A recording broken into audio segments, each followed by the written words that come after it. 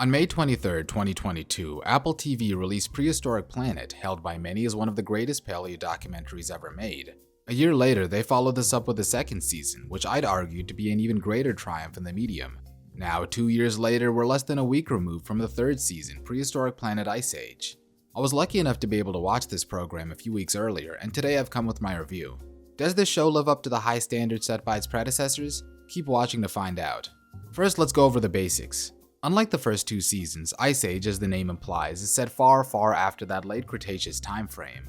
To be more precise, and as was mentioned during my interview with executive producer Mike Gunton, we're looking to explore a period lasting from about 2 million all the way to 11,000 years ago. This means that we'll be meeting a far different cast of prehistoric animals this time around.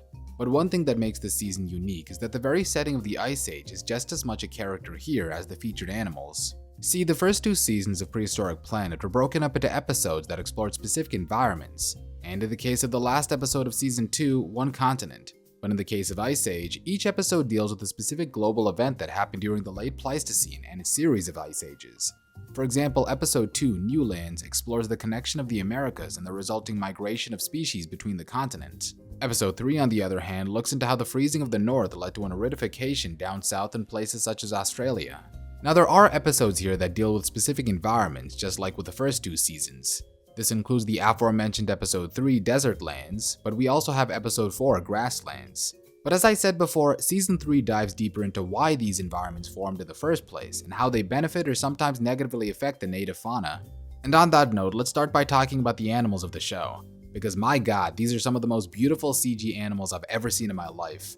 From the very start, we're greeted with an appearance by the woolly mammoth, an animal we've seen across countless documentaries. And while I've enjoyed quite a few interpretations of the elephant throughout my life, the version we see here has to be the greatest.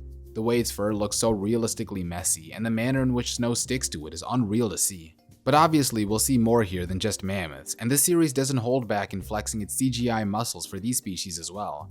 Smilodon and Homotherium are gorgeously rendered, and look distinct from modern big cats as well. Homotherium was a surprising standout, as the creatures made sure to adapt its unique build and make it move in a convincing manner. I'd say more on Smilodon, but as you can see, it's magnificent. And not only do we see more than one species of Smilodon, but also the animal at several developmental stages. These aren't just shrunken down versions of the animal either. This image depicts a juvenile female Smilodon populator, and this image from episode 2 shows a fully grown male. But what I was super interested in seeing is how the team would tackle the look of animals that don't really have any real-world analogs. This is mainly the case for Australia's megafaunal marsupials, of which we only really have the kangaroo and wombat to use as reference. And here again, the season doesn't relent. Thylacoleo is given a lot of focus in episode 3, and looks unlike anything we have today, but all the same looks strikingly good. Diprotodon was also a great looking beast, though I will say it's the most unique interpretation of the animal I've seen yet. It's far more muscular and less chunky than the version I grew up seeing, that being the one from Monsters We Met on Animal Planet if anyone remembers that show.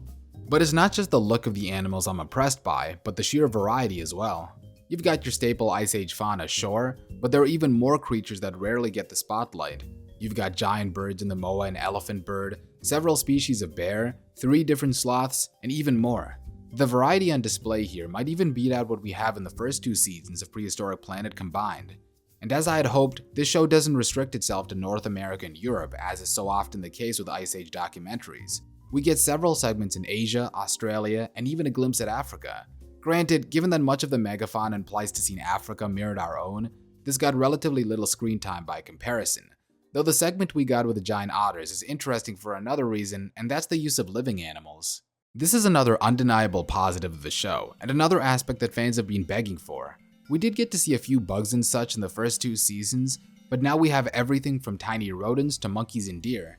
This helps create an even richer, more lived-in Earth that's very much true to how the Pleistocene would have been back in the day. That is, a spread of both ancient animals and more recognizable animals from the modern era. Another part of the show I greatly enjoyed were the after-episode segments where they go over the science of the show. These returned from the first 2 seasons, and are generally used to go over environmental changes that happened during the Ice Age. Personally though, a segment on plate tectonics or seasonality is a bit drier to me than can T-Rex swim. That said, these concepts are presented in a super straightforward way that I believe even non-paleo enthusiasts can understand. And FYI, episode 4 segment might just be my favorite of the entire series. It's nothing insane, but super cool, and I'm just gonna leave it at that. Finally, I'd like to praise how the season feels just a bit more cinematic than the others. You'll see from the very first segment that there's a real sense of drama and weight to what goes on in the show.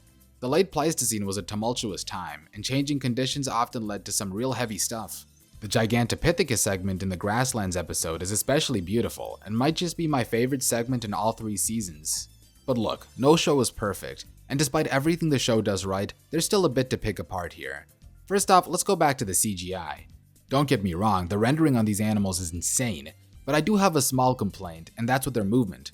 I mentioned this in an earlier video discussing the series, but there is a bit more floatiness in how these animals moved in this series compared to the twitchy, sporadic movement of animals in real life.